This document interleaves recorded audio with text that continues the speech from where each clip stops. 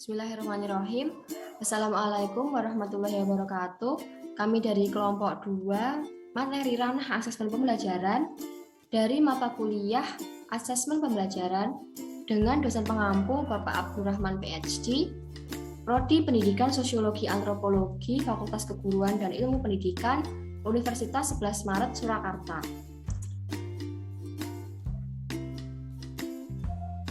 Perkenalkan, nama saya Nani Nur Azizah, NIM K8P252.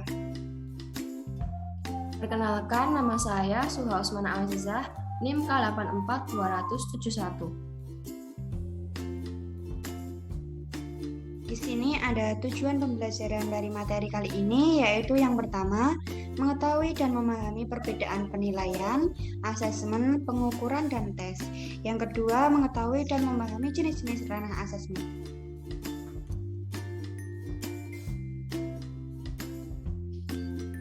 Selanjutnya adalah perbedaan mengenai penilaian, asesmen, pengukuran, dan tes. Yang pertama, berdasarkan sasarannya, penilaian itu sasarannya adalah siswa, sedangkan asesmen adalah guru dan sekolah, pengukuran sasarannya siswa, tes sasarannya juga siswa. Selanjutnya mengenai bentuk penilaian itu pertama sikap, kedua pengetahuan, yang ketiga keterampilan. Untuk asesmen yang pertama informal, dua formal, tiga tertulis. Pengukuran yang pertama adalah langsung dan tidak langsung. Sedangkan untuk bentuk tes yaitu adalah tertulis dan lisan.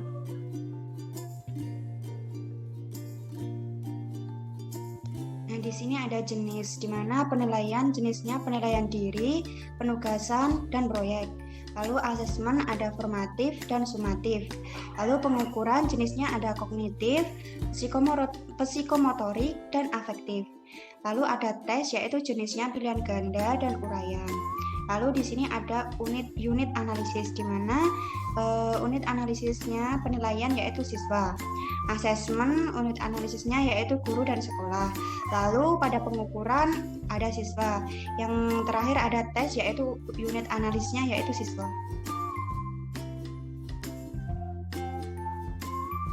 Selanjutnya untuk instrumen penilaian adalah soal dalam bentuk tes maupun non-tes, asesmen, perangkat-perangkat yang diperlukan untuk evaluasi. Lalu untuk pengukuran adalah data survei atau data statistik, dan tes adalah tes sesuai dengan tingkatan kelas. Lalu untuk waktu penilaian yaitu saat setelah pembelajaran, asesmen setahun 1-2 kali, untuk pengukuran pada periode tertentu, dan tes saat ulangan harian, ulangan tengah semester, dan ulangan akhir semester. Lalu ada manfaat, di mana penilaian itu manfaatnya untuk mengetahui keberhasilan sebuah metode atau proses pembelajaran dari guru. Lalu asesmen manfaatnya yaitu untuk mengevaluasi kinerja guru atau sekolah. Lalu pada pengukuran manfaatnya yaitu untuk menggambarkan karakteristik siswa. Dan yang terakhir tes yaitu manfaatnya untuk mengetahui kemampuan kognitif siswa. Selanjutnya adalah ranah asesmen dalam simulasi kognitif. Yang pertama adalah pengetahuan, di mana pengetahuan ini merupakan sebuah kemampuan seseorang untuk mengingat atau recall atau mengenali kembali mengenai nama, istilah, ide, rumus-rumus, dan sebagainya tanpa mengharapkan kemampuan untuk menggunakannya. Pengetahuan atau ingatan merupakan proses berpikir yang paling rendah. Contohnya adalah dapat menyebutkan jenis norma pada materi yang telah dijelaskan. Yang kedua adalah pemahaman. Merupakan sebuah kemampuan seseorang untuk memahami sesuatu setelah ia mengetahui dan mengingatnya. Dengan kata lain, memahami adalah mengetahui tentang sesuatu dan dapat melihatnya dari berbagai segi. Seseorang peserta didik dapat dikatakan memahami sesuatu apabila ia dapat memberikan penjelasan atau memberi uraian yang lebih rinci tentang hal-hal itu dengan menggunakan kata-katanya sendiri. Pemahaman merupakan jenjang kemampuan berpikir yang setingkat lebih tinggi dari ingatan atau hafalan. Contohnya adalah dapat menjelaskan bahwa jumlah norma ada 4. Selanjutnya adalah aplikasi, merupakan kesanggupan seseorang untuk menerapkan atau menggunakan ide-ide umum, tata cara maupun metode-metode, prinsip-prinsip, rumus-rumus, teori-teori, dan sebagainya dalam situasi yang lebih konkret. Contohnya adalah dapat memikirkan penerapan norma dalam kehidupan sehari-hari. Selanjutnya adalah analisis, merupakan kemampuan seseorang untuk merinci atau menguraikan sesuatu bahan atau keadaan menurut bagian-bagian yang lebih kecil dan mampu memahami hubungan di antara bagian-bagian atau faktor-faktor yang satu dengan faktor yang lainnya. Contohnya adalah memikirkan tentang wujud nyata dari penerapan norma dalam kehidupan sehari-hari. Selanjutnya adalah sintesis, merupakan kemampuan berpikir yang merupakan kebalikan dari proses berpikir analisis.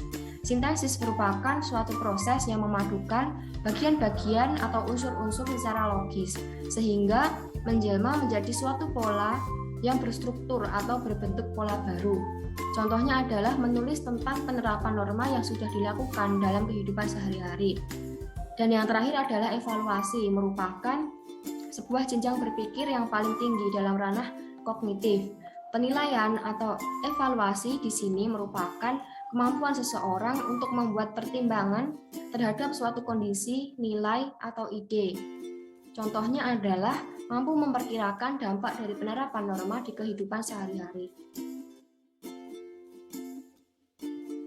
Lalu ada ranah asesmen simulasi afektif, di mana receiving, di mana di sini dapat dijelaskan bahwasanya peserta didik memiliki keinginan memperhatikan sesuatu fenomena khusus atau stimulus tertentu. Tugas pendidik adalah mengarahkan perhatian peserta didik pada fenomena tertentu yang positif. Receiving atau attending juga sering diberi pengertian sebagai kemauan untuk memperhatikan suatu kegiatan atau suatu objek. Pada jenjang ini, peserta didik dibina agar mereka bersedia menerima nilai atau nilai-nilai yang diajarkan kepada mereka, dan mereka mau menggabungkan diri ke dalam nilai itu atau mengidentifikasi diri dengan nilai itu. Dapat dicontohkan yaitu guru mengarahkan siswa untuk gemar membaca. Lalu ada responding, di mana merupakan partisipasi aktif peserta didik, yaitu sebagai bagian dari perilakunya. Pada tingkat ini, peserta didik tidak saja memperhatikan fenomena khusus, tetapi juga sudah memberikan reaksi. Hasil pembelajaran pada ranah ini yaitu penekanan pada pemerolehan respon, berkeinginan memberi respon, atau kepuasan dalam memberi respon. Lalu yang ketiga yaitu ada valuing, di mana valuing ini melibatkan penentuan nilai, keyakinan atau sikap yang menunjukkan derajat internalisasi dan komitmen. Derajat rentangnya mulai dari menerima suatu nilai sampai pada tingkat komitmen. Valuing ini atau penilaian didasarkan pada internalisasi dari seperangkat yang spesifik. Hasil belajar pada tingkat ini berhubungan dengan perilaku yang konsisten tentang nilai yang dianut.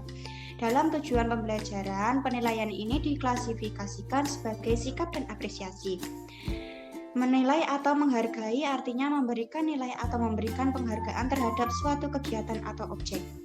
Sehingga apabila kegiatan itu tidak dikerjakan, dirasakan akan membawa kerugian atau penyelesaian.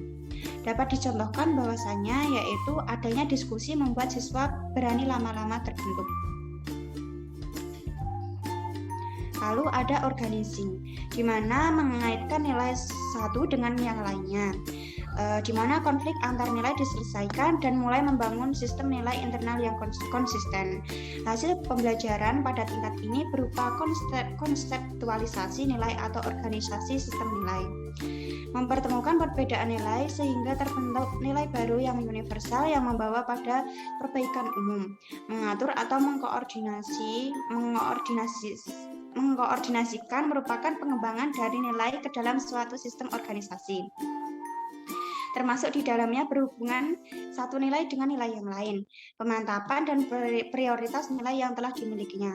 Dapat dicontohkan bahwasanya seseorang siswa yang mulai menemukan bahwa sifat berani diperlukan dalam hidupnya. Lalu ada internalisasi. Nah, proses pemasukan norma, peran, serta nilai sosial dalam pikiran sendiri. Keterpaduan semua sistem nilai yang telah dimiliki oleh seseorang yang mempengaruhi pola kepribadian dan tingkah lakunya. Di sini proses internalisasi nilai telah menempati tempat tertinggi dalam suatu hierarki nilai. Nilai itu telah tertanam secara konsisten pada sistemnya dan telah mempengaruhi emosinya. Ini adalah merupakan tingkat efektif tertinggi karena sikap batin peserta didik telah benar-benar bijaksana. Dapat dicontohkan bahwasanya siswa mulai menerapkan sifat berani berpendapat. Lalu yang terakhir ada improvisasi. Nah, di mana sesuatu yang dikembangkan oleh seseorang dari persiapan yang sudah ada, bahkan bertujuan untuk mengembangkan mutu atau kualitas ke arah yang lebih baik lagi. Di mana setelah memperoleh ilmu yang diberikan, siswa akan melakukan perubahan-perubahan sesuai dengan keinginannya masing-masing. Dapat dicontohkan bahwasannya yaitu adanya sifat pemberani menyebabkan munculnya sifat percaya diri.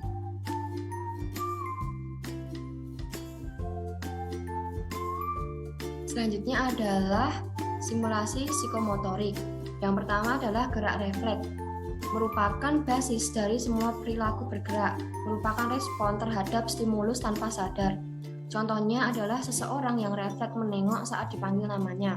Yang kedua adalah gerakan dasar, merupakan gerakan yang mengarah pada keterampilan kompleks yang khusus. Gerakan ini muncul tanpa latihan, tapi dapat diperhalus melalui praktik gerakan yang terpola dan dapat ditebak. Contohnya adalah seorang anak yang belajar menggunting hingga mahir. Yang ketiga adalah perseptual visual audio motorik, merupakan gerakan yang sudah lebih meningkat karena dibantu kemampuan perseptual. Contohnya adalah mengulang-ulang gerakan senam. Selanjutnya adalah gerakan sederhana rumit, merupakan sebuah gerakan yang dapat mengontrol berbagai tingkat gerak yang terampil, tangkas, cekatan, dan melakukan gerakan yang sulit serta rumit. Contohnya adalah membuat kerajinan tangan. Selanjutnya adalah ekspresi, merupakan gerakan-gerakan terampil yang efisien dan indah. Contohnya penampilan tari oleh siswa. Dan terakhir adalah interpretasi, merupakan gerakan-gerakan pada tingkat tertinggi untuk mengkomunikasikan peran, di mana siswa berusaha untuk menggambarkan sesuatu berdasarkan pemikirannya. Contohnya, siswa yang sudah mahir menari mencontohkan kepada temannya. Adapun refleksi pembelajaran dari materi kali ini, yaitu yang pertama, setelah mendapatkan materi tersebut, apa pelajaran baru yang kalian dapat? Yang kedua, apakah terdapat kendala dalam proses pemahaman materi? Dan yang ketiga, yaitu lalu solusi apa yang bisa dilakukan supaya kendala tersebut dapat terselesaikan? Berikut ini adalah referensi yang kami gunakan dalam penyusunan video pembelajaran.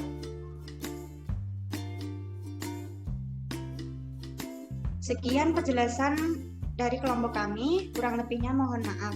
Mentari senja telah tenggelam, hujan turun mulai terjatuh. Kututup presentasi dengan salam. Wassalamualaikum warahmatullahi wabarakatuh.